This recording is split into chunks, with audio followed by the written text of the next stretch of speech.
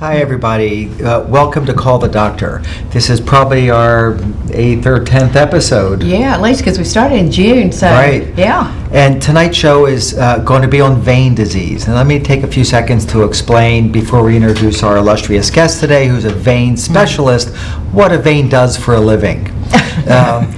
It's a very important structure because if it's not doing its job well, we have pain. Basically, this is what it does. The heart pumps blood to all of our tissues, but the blood's got to come right back to our heart. It's our veins that do that job. They particularly have trouble in parts of our body that are south of the equator. Gravity flows downhill. The veins have structures in them that help the blood come uphill. But often that doesn't work well, particularly when you get to be an old fart like me. So we can have diseases in any body part, but venous diseases or diseases in a vein are particularly painful. And what we're going to find out today is most people ignore it. Most people can get it treated quite well, and it can be treated without surgery. And that's the gist of this show, is how to get quality care with minimally invasive or non-invasive techniques. And insurance covers it. And I think insurance that's covers it. important I think too. we'll talk about that. Yeah, absolutely. So our guest today is Dr. Lon Tran.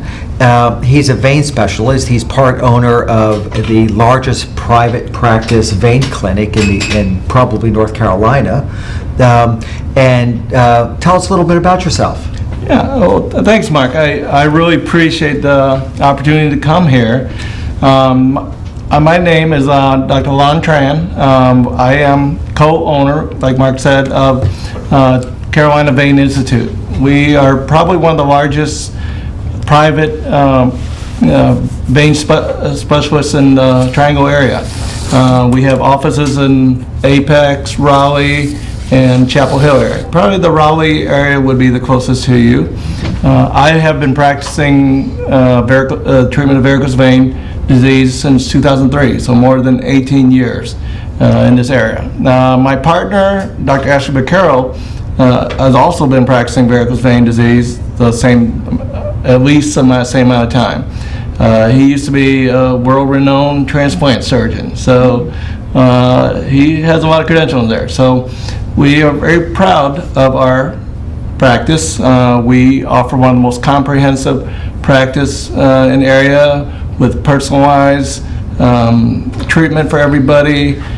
We use a state-of-the-art equipment and state-of-the-art technology to treat varicose vein. So, as we were talking about before, you don't have to go far to get the best treatment for your varicose vein disease, and I'll go over with everybody a lot of that treatment. And I really appreciate the opportunity to come here today because I have a lot of referring doctors from the Rocky Mount and Eastern North Carolina area, and I'm very happy to have the chance to reach out to all the people in this area. And we've been working on him to open an office here in Rocky Mount as well. So because he has such a loyal referral base and because he does such a great job. Why don't we start off by telling us what is a varicose vein? And when you look up the word varicose, it just means twisted. Right. And dilated, and it almost is exclusively used in medicine to describe a bad vein. So it doesn't really have another definition in medicine that I could find or remember from my studies. So tell us what a varicose vein is. So a vein, its main function is to bring blood back to the heart. So you have the arterial system with the arteries. They bring blood to the area of the body, which specifically we're going to be talking about the legs.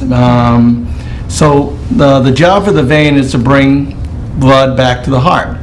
And it is what we call a passive system. So the arteries have blood moving because the heart pumps.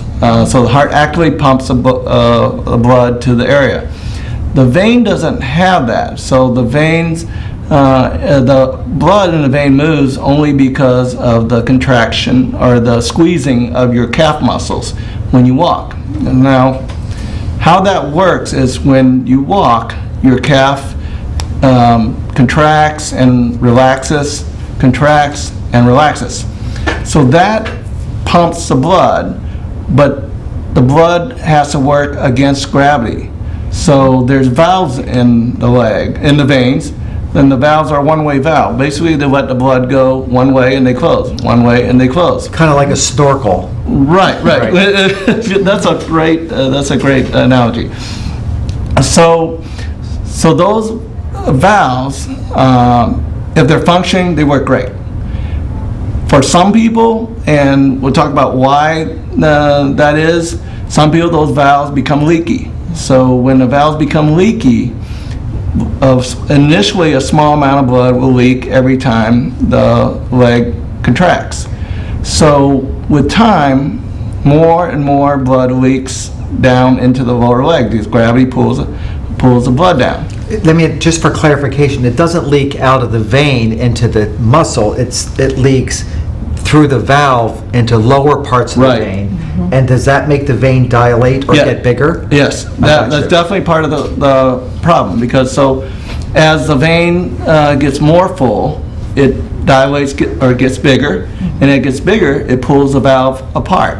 So it's kind of like a chicken and egg, you know, do we think the veins got bigger and the valve started leaking, or the valves started leaking first and then the vein got bigger? Either way, the final result's the same. You have a big, boggy, dilated vein that isn't moving any blood at all. And then the blood just sits there stagnant.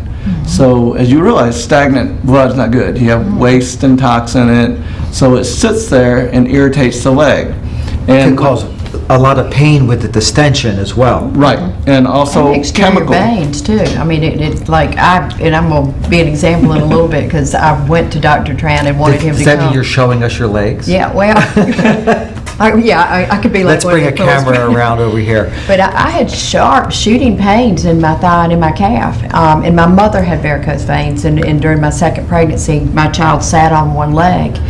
And I kept thinking, I don't want to have, a clot or thrombosis or something, so I need to check this out. And come to find out, I was doing exactly what you said. And I had some, actually, that looked kind of bulging on the outside a little bit too. And since you've treated them, that's almost gone away also. So, I mean, and the pain's gone away completely. I want to mention that a lot of people, because you said to me when I came, people used to have their veins stripped. You don't do that anymore. So if you are scared of something because you heard some relative say, I had my veins stripped and it was awful, it is so easy, so completely different and so completely easy.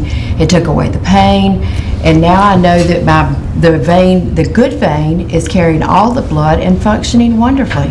Right, that's just a great point, Gene, because people always wonder, well, you're getting rid of my veins. What are my legs going to do? So there's two separate systems. There's the deep system, and there's surface system. The deep system carries about 80 to 90% of the blood flow back And that's to the the heart. veins that are way deep inside of a right. muscle. Veins that you can't see. It's not like the veins that you see on the back of a hand or something like that. Right. Okay. So all the veins we treat are bad veins.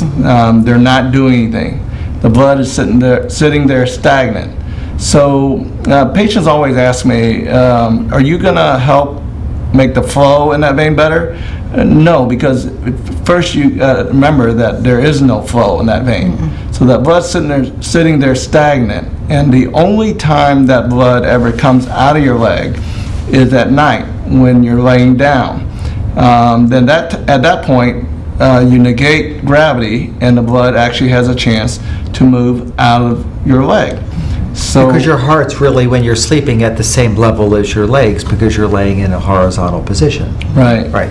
So that's why one of the distinguishing features of vein disease is that first thing you wake up in the morning, your leg feels great, your leg feels light.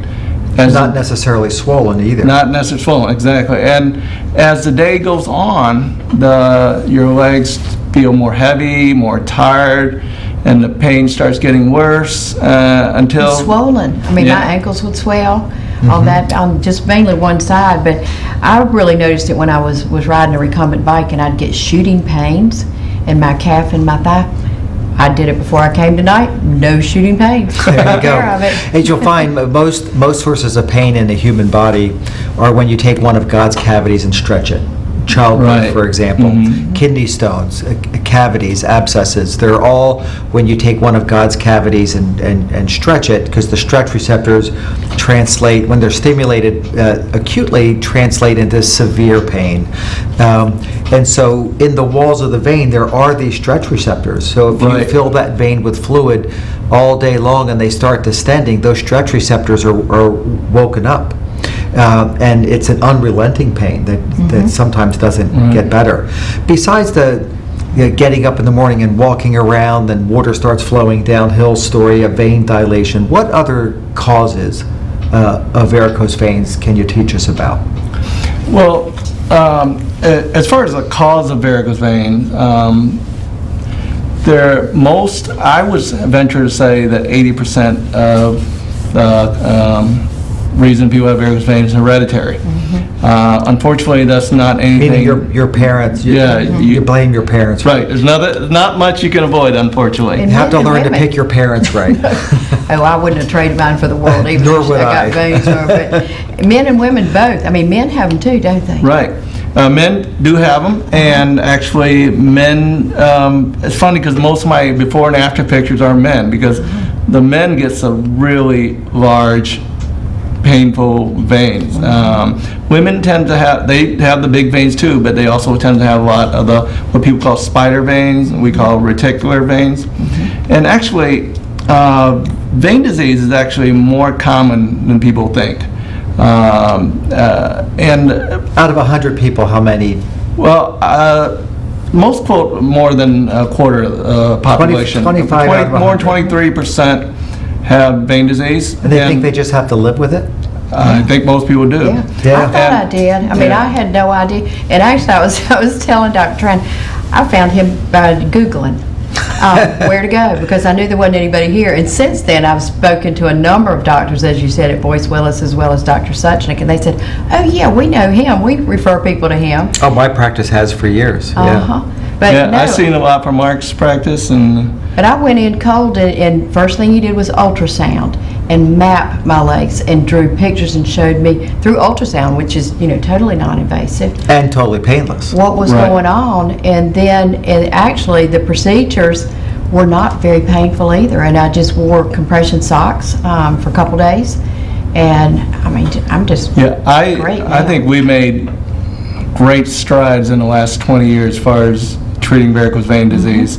When I first started, treating varicose vein in 2003. Your only option at that time was stripping or foam injection. So stripping is when you literally would make serial incisions down the leg and grab the vein and rip it out of the leg. Well, that's for the follow-up.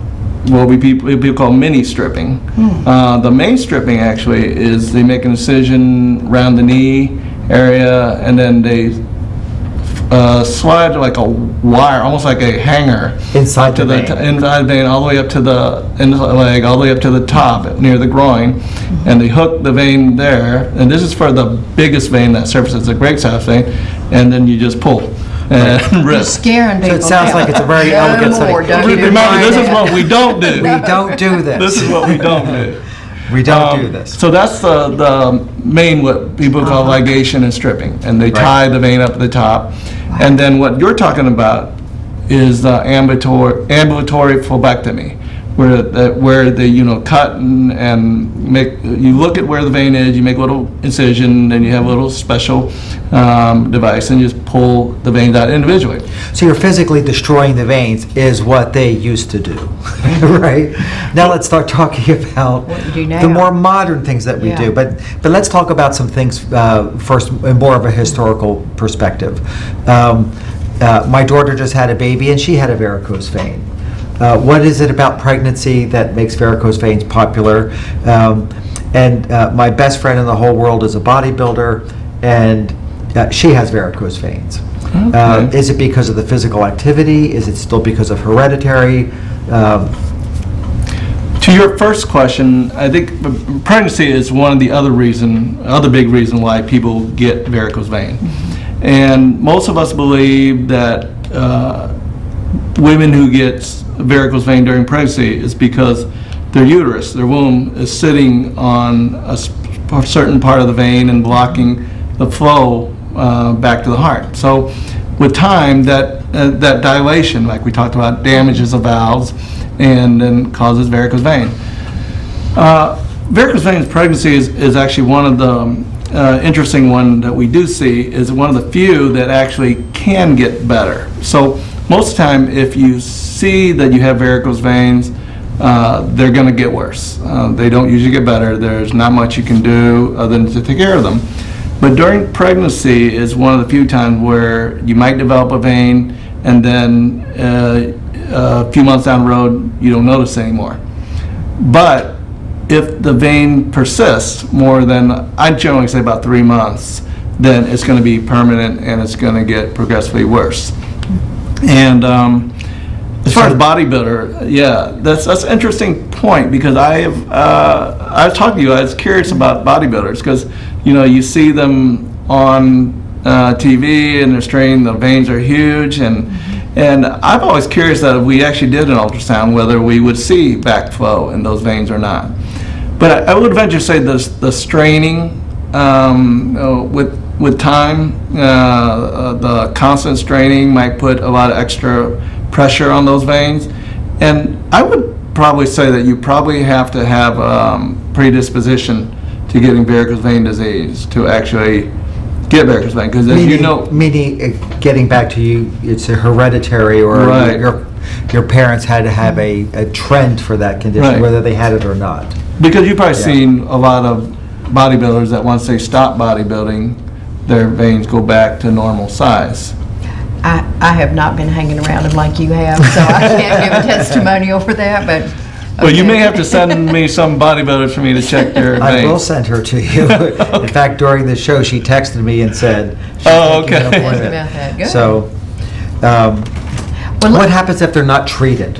You said at about the 3-month point, I didn't mean to interrupt you. Oh, that's okay. At the 3-month point, you said if they're not getting better, they get worse, and if they, at the 3-month point, is that a specific time that people should be super concerned about? I've had this for 3 months, and if I don't do something, I'm destined to have it forever. Right.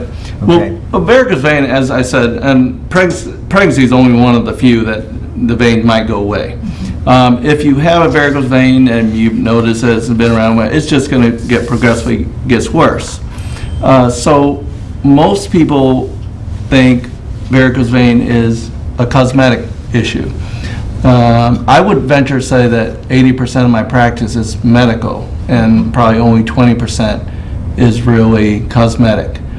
So is that your way of saying that 80% or 8 out of 10 people come to you for pain, and 2 out of 10 come to you because they don't like the way it looks? Right. Okay. Right. I wouldn't have gone for the appearance because it wasn't that big a deal. It was just a couple small Yeah, places. yours was hard to see Yeah. even from the surface. But boy, when they showed me the pictures after they mapped them, it was like, and when you told me when it was pooling, it gets toxic. I mean, that Right. really that really pointed out, well, that's probably why it's pooling and it's hurting in there. But I'm amazed, I started this in September.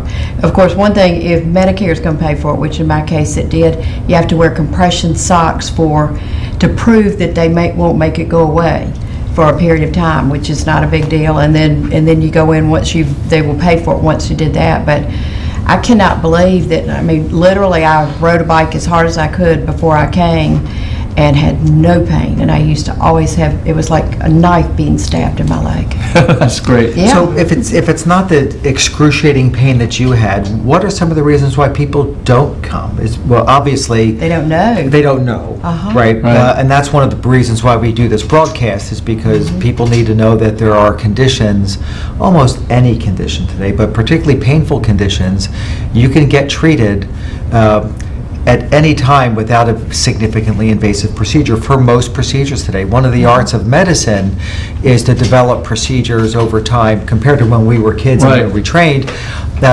that either avoid going to the operating room or get you in and out of the operating room faster, greater efficiency, and smaller complications. Right.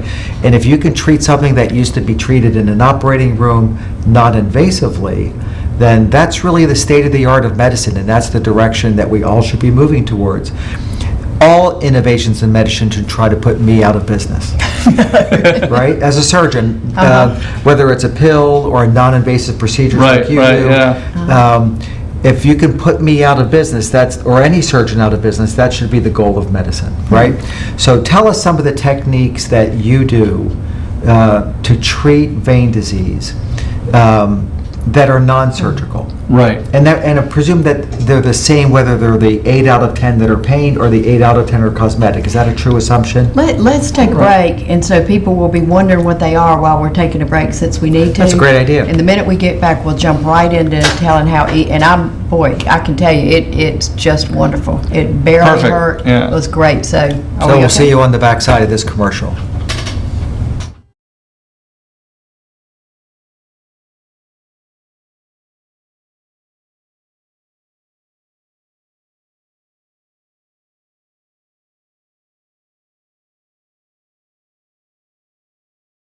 I'm Daniel Moss, owner of Cornerstone Funeral Home, and I'd like to invite you and your family to give our family an opportunity to serve you in your time of need. And we offer a full line of funeral services, everything from visitations to graveside services to cremations on site with a live crematory, as well as a banquet hall to meet the catering needs of our families that we serve. We offer catering service, we offer refreshments prior to visitations and services of our family, and we want to invite you to come and experience the difference here at Cornerstone Funeral Home.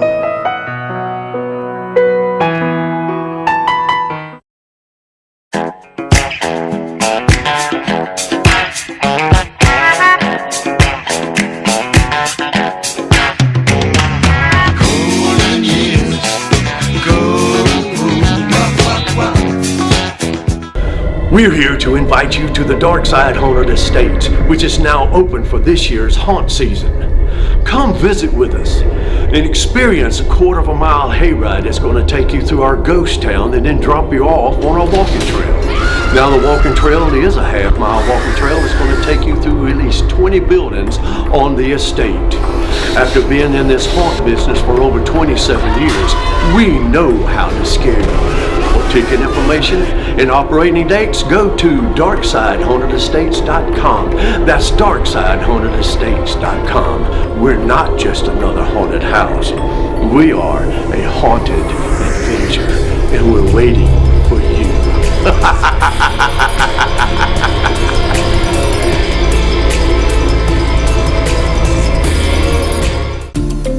What is the Davis Furniture difference? The difference is we buy with you in mind. For generations, we have listened to our customers. We can help you find the look you want for every room in your house. Quality, style, color, and of course service. Follow us on Facebook and Instagram. Davis Furniture, the family business where we treat you like family. Let us help you make your house a home. Davis Furniture, historical downtown Rocky Mount, on the corner of Hill and Main. Are you afraid to answer the phone because of bill collectors? A Chapter 13 plan can help. Chapter 13 allows people with too many bills to work out a debt repayment plan under federal law. It helps you control your debts instead of your debts controlling you. Chapter 13 stops creditors from harassing you and stops repossessions and foreclosures. It allows you to answer the phone again without fear or worry. Call H. Frank Allen, Attorney at Law, a debt relief agency providing bankruptcy relief under the Bankruptcy Code.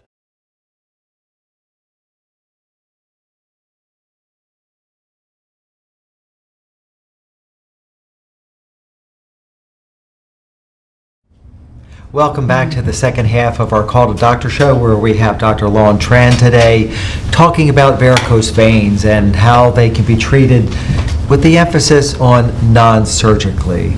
A major source of pain and disability in the United States can really be managed, and it can be managed local to us without much of a big deal, right? Yeah, right. And you So- can get Rex Hospital in Raleigh. I mean, that's what I looked up, and I found that all you have to do is just go straight into, into Raleigh, go on 440, get off on Lake Boone Trail, Right. and you are right there. Yeah, we're right across from Rex Hospital, and that's probably our Raleigh office is probably the closest to most of your patients. I would think it would and be. there. Right, and it's Yeah. an easy transportation, and once you see what we're talking about, and you'll find that it's well worth the trip if you have leg pain because of vein disease, because you just don't have to live with pain.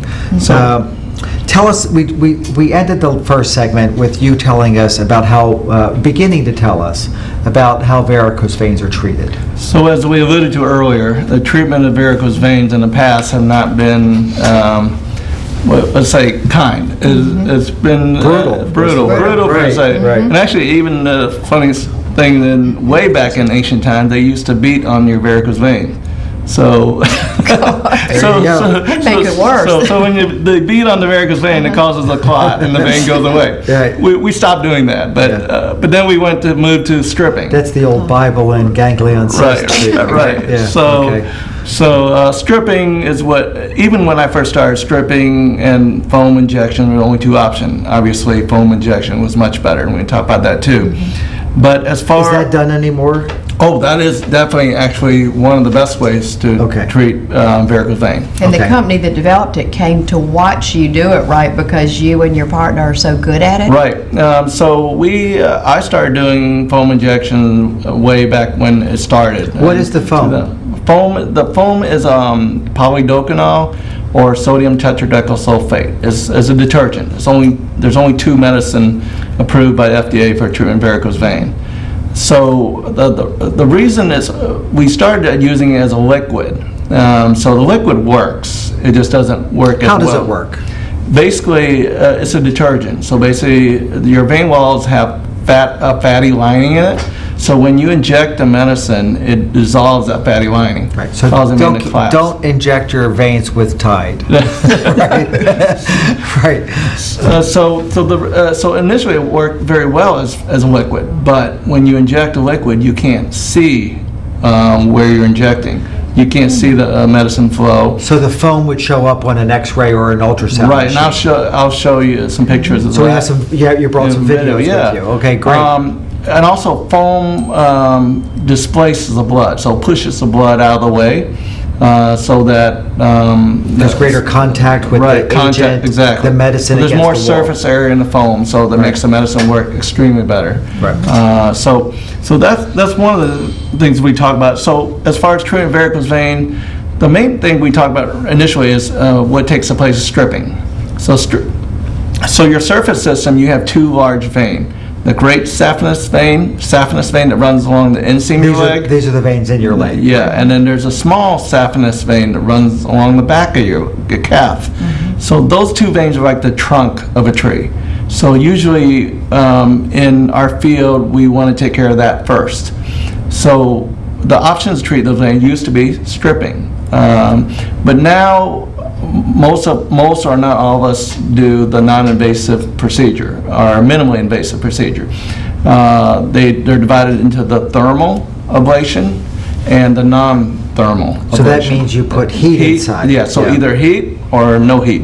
Right. So the heat side, we use either endovenous laser ablation. So that means you're putting a little laser probe inside the vein. Right. There's a fiber that through a catheter and this works the same way for radio frequency ablation, which is using radio waves to create heat. So they both create heat, and they both are fibers. You can't just, it's not like laser from the So outside. the radio wave is kind of like a microwave. Right, Right. exactly. Where the small tip of the fiber puts out such a high energy wave off of the tip that it gets hot, just Right. like food would get hot inside your microwave. So yes, we would start cooking out cooking the veins. That's what they But you numb it up, though. we do numb it, it so up. the So you don't patient feel will feel That's so. your great perspective. Thanks Yeah. for adding that. So No all the patients feel is. And that's what we're seeing right there, right? Right. The probe going in. So that is actually the radio frequency fiber. Okay. As you can see, that's the tip of the fiber, and So there's three parallel lines. The one on the top and the one on the bottom are the walls of the vein. that's so the white tube-like thing. That's the fiber. That's so it's moving- inside the vein. that's It's inside the vein, right. And as when you see that, when I turn turn it on, that's the steam bubble you're seeing, the cooking the vein, as you say. So that's how that part destroys vein. So it very carefully burns the inside of the vein so that the vein contracts and shuts off. It's a very controlled heat, and also before we turn it on, we inject numbing medication, which we call tumescent. All around there is like a sac almost around the vein. So we go into that sac and just pump a numbing medication in there. We pump a lot, so that medicine actually becomes a heat sink. It absorbs the heat, so you don't damage your surrounding tissue, or you would damage your surrounding tissue too.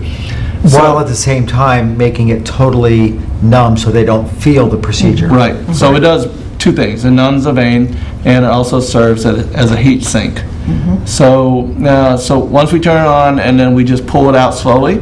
As we pull it out slowly, we close off those veins. So laser ablation does the same thing too. Laser use heat. It's a fiber. It looks like a fiber optic Christmas tree fiber. So it's, as you see, it just floats in there. You don't feel it floating in there. All you feel is a little needle stick where we numb. The needle we numb with, Gene, you can tell, is the size of a TB syringe needle. So that's literally the size of the needle that diabetic children use to inject themselves. Right. Right. So it's the smallest possible needle in the world that you could really do something with. Right. Right. So those are the main thermal ablation, and then there's the non-thermal, which is like foam injections. Foam, like we talked about, is a medicine that we actually make into the foam, or there's proprietary foam. Meaning a company makes A company makes it. Now the proprietary foam is approved to treat the truncal vein, which we talked about, the great saphenous vein, small saphenous vein. The big ones. And the ones we make, we use to treat the branches. And we can use the proprietary foam too, but under certain situations. And then there's also what we call venous seal, which is actually like crazy glue. So it's cyanoacrylate. Which is crazy glue. Yeah, it's Right. probably the same one you guys use for Right, we your use it to joints. help close skin and things like And, that as well. and- There's medical versions of But, it. Now, we have another video up here. Explain this video to us. So it looks to me like the needle's entering a vein right Right, there. so this is just to show, actually, one of the important things is how, one of the biggest advancement in treating varicose vein is actually the ultrasound. People forget, people always focus on the ablation, but the ultrasound is important because that guides us, that's our eyes, guides us how to treat it. So that there is showing how the needle enters a vein, and actually we can use, and then we're injecting the medicine at that point, the sodium tetrasulfate or polydocanol foam. And that's the vein being destroyed in front of us? Right, yeah. So that's not going to stretch anymore, is it? No. No pain out of that vein? It eventually gets hard and shrinks. That's what I was going to say. Over time, it just finishes your body, finishes the healing process. Right. And takes care of it. Well, that's impressive. Ultrasound is an amazing tool because it allows you to even get into smaller veins that before you would have no visible access to. Right. Yeah. When Well, I I- wish I had that when I was in the emergency department. Yeah, so many times I think now that, wow, I wish I had that back then. It was so easy to get into those veins. Yeah, ultrasound's an amazing tool. We use it in our office to help guide our injections. The anesthesia teams at both Vidant and in Nash use it for numbing up nerves in the neck so that my arm surgery is completely numb. Fabulous anesthesia groups. And one of the tools that makes them fabulous is their expert use of ultrasounds. Which was why I say on every show, you can't get better anesthesia anywhere in the world than you can get at our hospitals in, Oh, in yeah. town And here. you've worked with several others, many others before coming Best here. anesthesia teams I've ever worked with in my life. And it's because they're expert at the same techniques that you use. You know, they're trying to avoid putting the numbing medicine inside of a vein, and you're deliberately surrounding the vein with numbing medicine and then going in it to destroy the vein. That's problematic. Right. And you did the thigh with putting the probe in, but on my calves of both my legs, you just did little needle injections. Right, that's the foam injection. Okay, and that was minimal. That's actually important. That's actually important because there's a lot of people, a lot of big hospitals, a lot of surgery groups that will only treat the truncal vein, do the laser ablation or the radio frequency ablation, and then say you're done. Actually, that's probably the majority of what's out there. The important thing, if you want to have the comprehensive treatment, you want to be able to take care of all your veins and all your symptoms, you need to be able to take care of all the branches too. And for the branches, really, there's no other option. You have to have somebody who's comfortable with doing foam injections. And actually, foam injections, believe it or not, is actually the most difficult part of all of our procedures. Because Heavily mapped out. I mean, before they were drawn and it was Well, ultrasound and let's talk everything. about this mapping Yeah. process, because I think, like all surgeries or all procedures, a good clinician is going to make a plan before they do anything interventional, Right. And your mapping process is a way of helping define what treatment is best for every patient. True statement? Right. Right. Right. Tell us a little bit about the mapping process, but before we do that, I want to take a break. Okay. And then we'll come back, and you won't see his pretty face. He'll be over there at the counter Oh, okay. showing us some of the tools that you use. Okay. Does that sound like a Yeah, plan? well, we'll show the tools and then we'll talk about the mapping after that. Right. Great. Okay. Okay, we'll be back in a few minutes. Thank you all.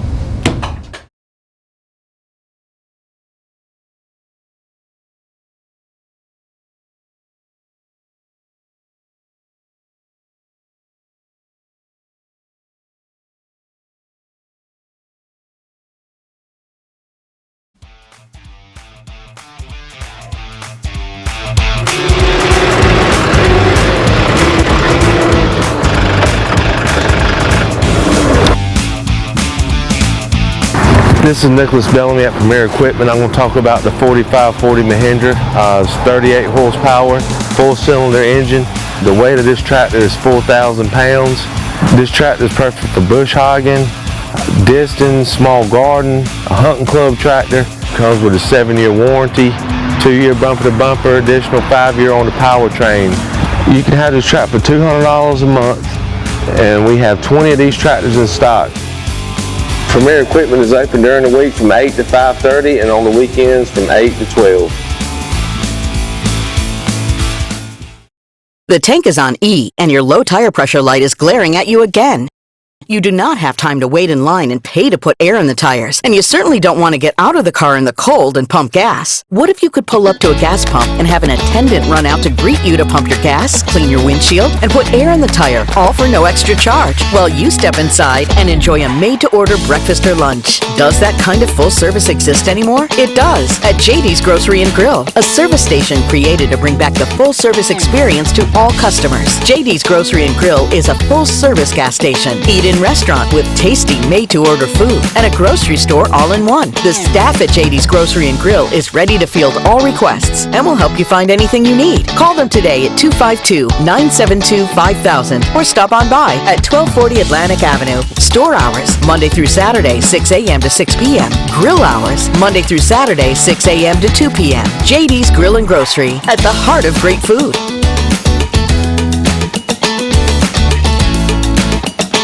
Hey mambo, mambo Italiano, hey mambo, mambo Italiano, go, go, go.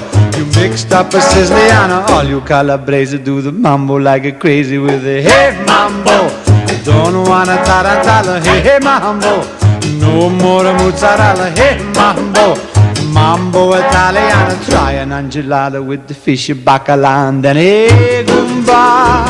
I love how you dance the rumba, but take some advice, paisano. Learn how to mambo. If you're gonna be a square, you ain't gonna go nowhere. Hey, mambo, mambo Italiano.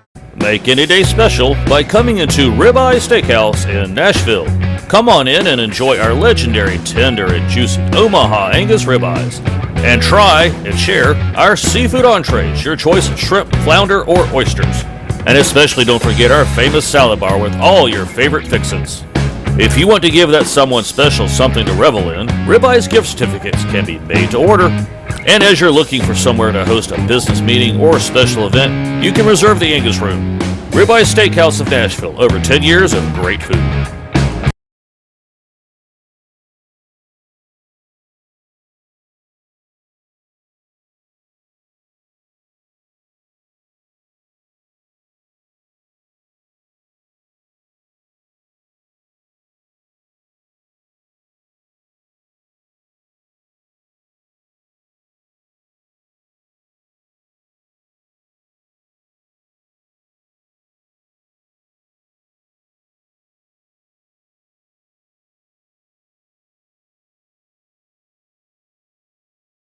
Well, welcome back.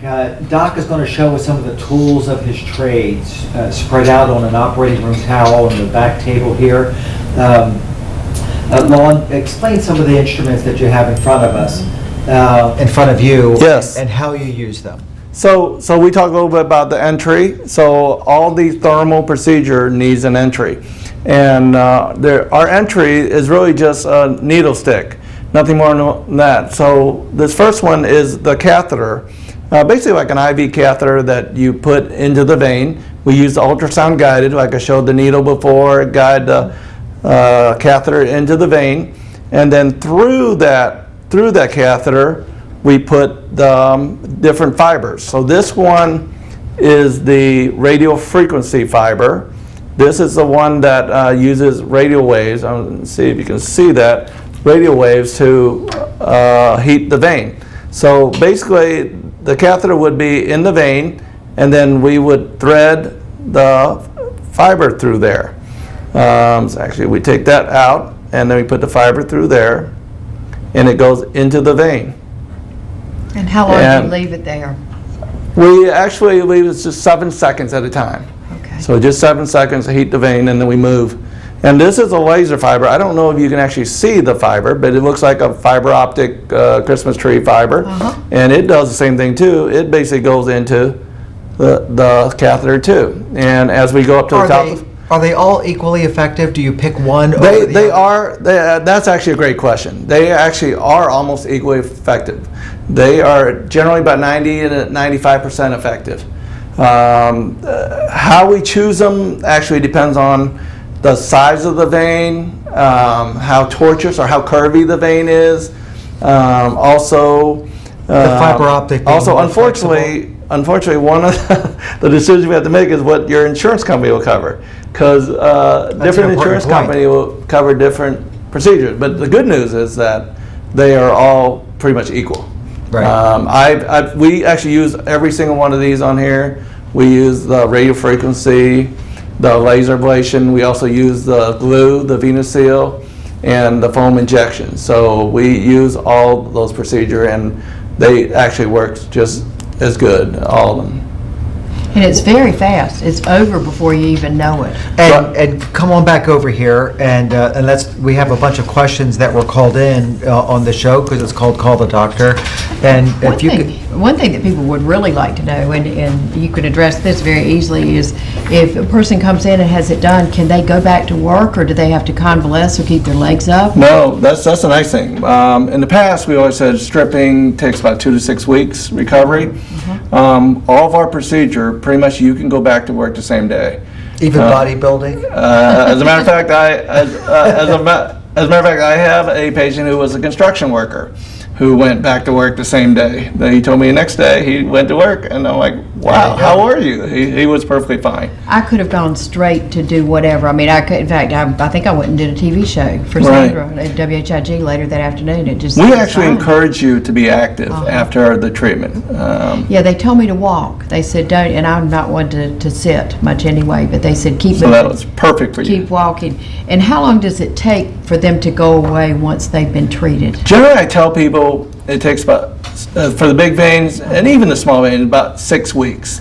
So what has to happen is whatever modality we use is destroy the veins, and the vein collapse, and with time the body absorbs it. It's like you have a scab inside your leg. So you have a scab on the outside, eventually it just disappears. We also don't know exactly how it all happens, but the same way with the veins. And if you do the trunk first and then go for the branches, what's the time, how long between different treatments? Yeah, so our protocol, pretty much similar for most of the procedure, is we do the primary, which is like the trunk procedure first, and then we follow up roughly about 1 week later, do our first set of injections, and then 2 weeks later, we take a look at everything we treat again, anything left over, we do injections.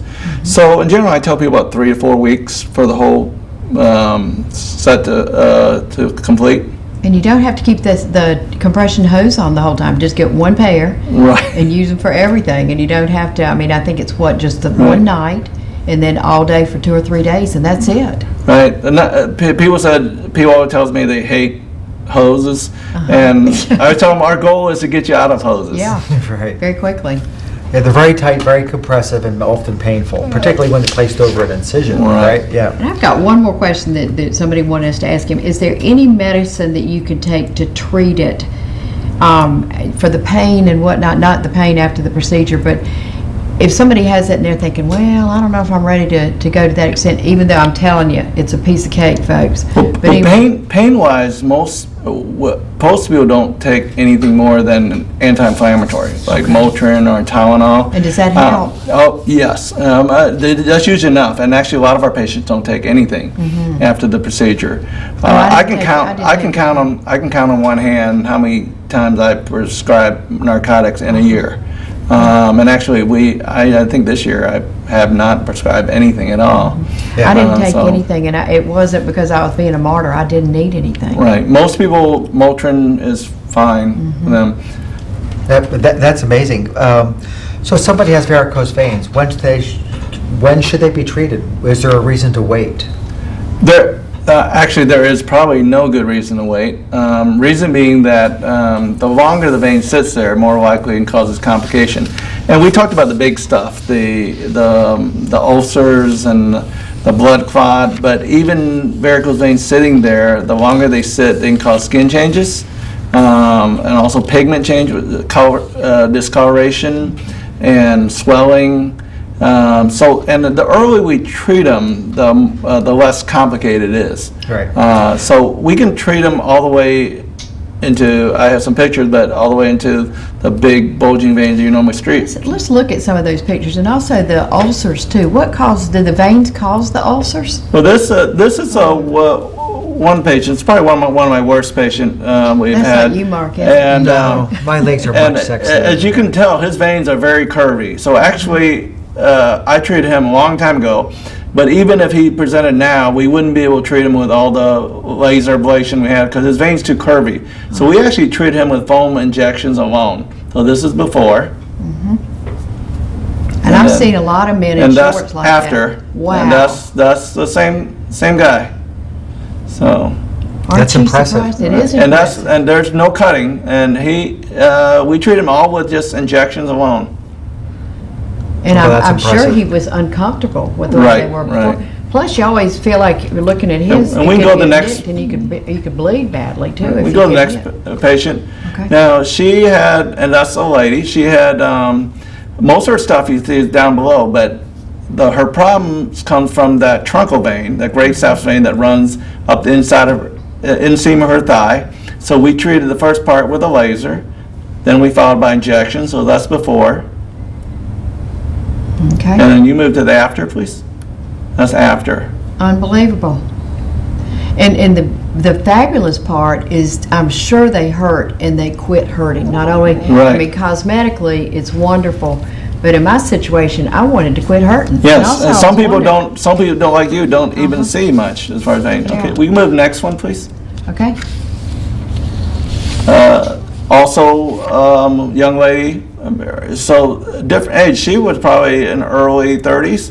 Wow. So most of my patients are older, but the youngest person I treated was 14, I believe. So I can see dilated veins above her knee in the back as well. Right, she does have some of that, yes. And actually, those are still branches. The main trunk is deeper, so we treated that with a laser. Okay. And then after, please. No, that's the back of her leg. That's the same, that was Same still person, before same the person. surgery. Okay. And then we could move, that's after. There you go. They're gone. Now, keep in mind, these are photographic examples, folks, but they're severe examples. Right. You could have much smaller collections of veins that are still a problem. You don't have to be horrible like these people, am I right? Right. To get in to get Right, and then, treated. as like Gene said, some people don't even see the veins that are Right, bad. they just have the And, symptoms of yeah, the deep vein yes, being. Yes. And- Okay, and next. I was concerned enough with shooting pains to think this isn't normal. Not only do I not like Okay. it. I Okay, think- wow. And these are the really bad stuff. This is the ulcer that can happen. This lady had ulcer for 4 years.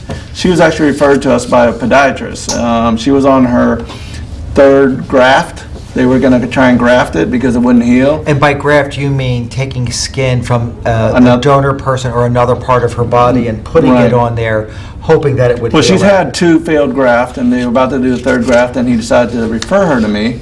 And so we treated her veins, and so realized she had that for 4 years. That's because of veins cause Veins, that? that's because of veins. Yeah. Oh, I thought it was So it's something like before. diabetes So it's or called something. a venous stasis ulcer is the formal We can name move of it. on, And- and that's after. And when blood doesn't move, it causes ulceration of the skin. And, you know, hers looked a lot better, but the important thing was we were able to keep the ulcer away, so ulcer never came back. Wonderful. And I think we saw her 11 years in between. And not that picture, but I've seen her 11 years after I initially treated her and the ulcer was still gone. There's a couple of other things. To keep that picture up, there's swelling in her legs that suggests to me that not all swelling is because of vein disease. Right. Right? And she has spider veins distal to that. Well, those are actually particular,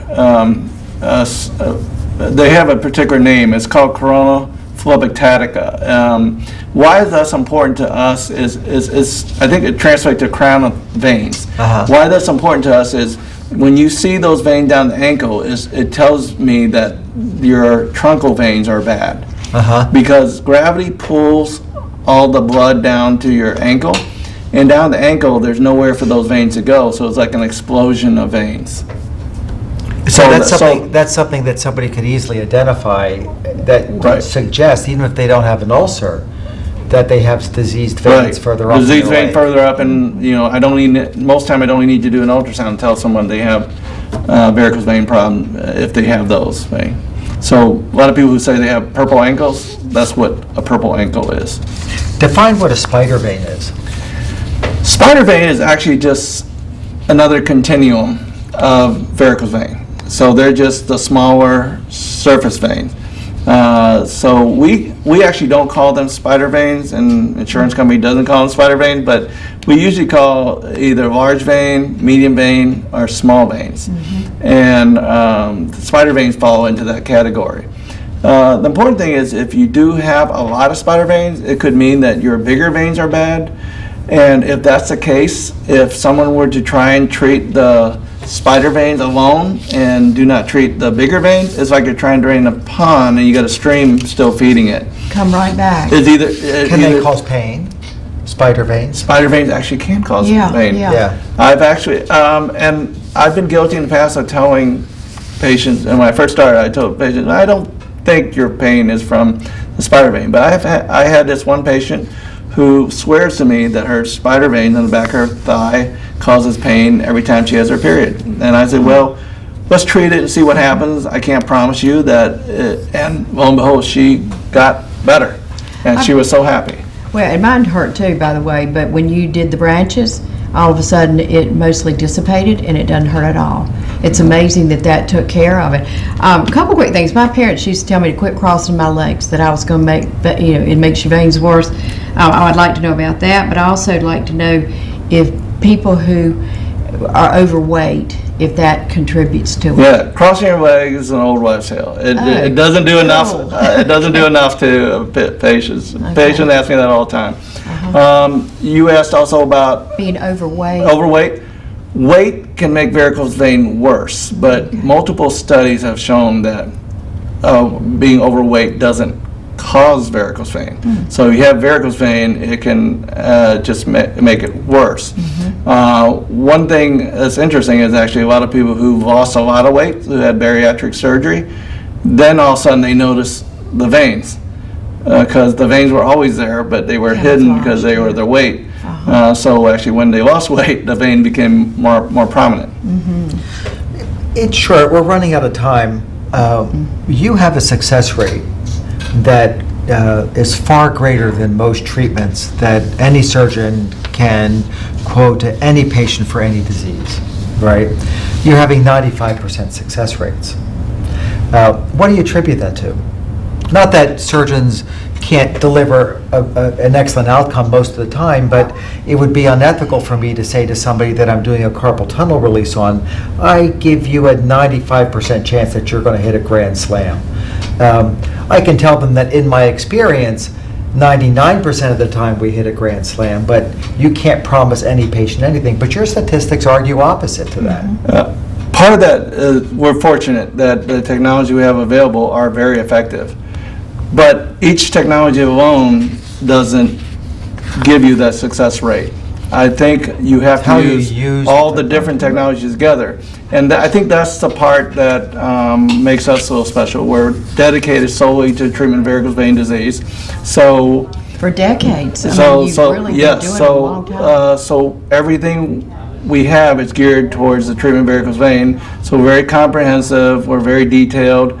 So all that together, and with the state-of-the-art technology, we're able to achieve that success rate. Right. And That's Carolina Vein Institute, I mean, I really want to tell people, you know, where to find him, because if you're like I am and you hurt, there is hope and help. I mean, it's a shame. I wish I'd known about thank you a you, long Jean. time Yeah. ago.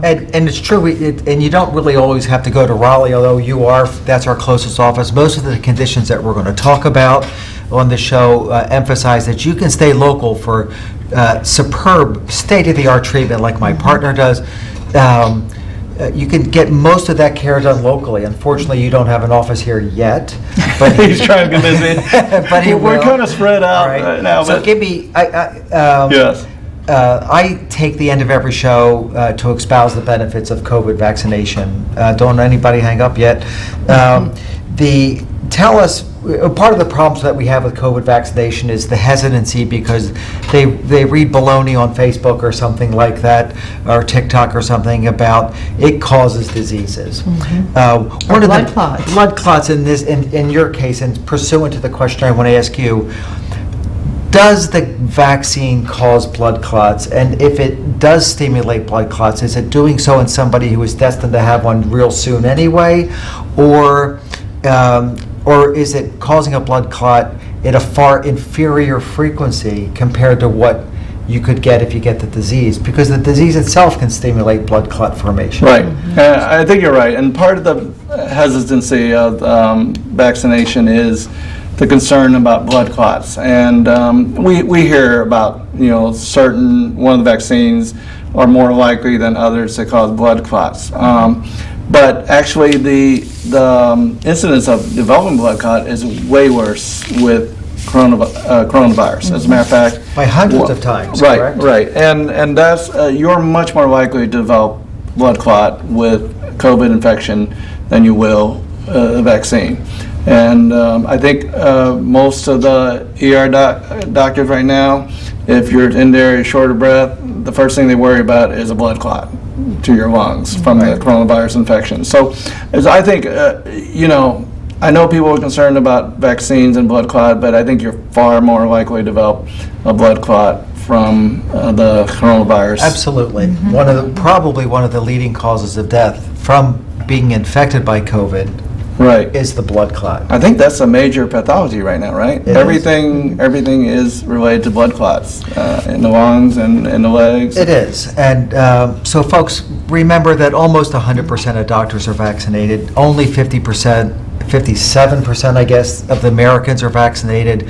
I think we know something that you may not. You might want to consider the benefits of vaccination. My email is on the screen. I invite everybody who's watching this show to email me personally, and I will give you the no BS response to the benefits of the vaccine and the risks to you in not getting so. There'll be approximately 2,000 deaths in our country today from COVID infections. 99.9% of them are not vaccinated. And so that's a number that should be screaming volumes to you. If you want to really avoid dying from this disease, get the vaccine. It's the most intelligent thing that you can do. And if you have questions, please feel free to email me personally. I will personally get back to you. Thank you for joining us for this show, for Call the Doctor. Thank you, Dr. Tron. Thank for you your very much. I excellent enjoyed it. opinions on vein disease. His number was shown up on the board. Let's put it up again. Please contact him or his office Right. if you have any And questions. Our He'll be- website has has a lot of the information we talked about, and has a way for you to contact us. MyVeinDR.com. Yes, My Vein DR, My Vein Doctor. Perfect. And this time next year, you'll be able to see him in Rocky Mount. Thank you. Thank you much. Good night, everybody. Right.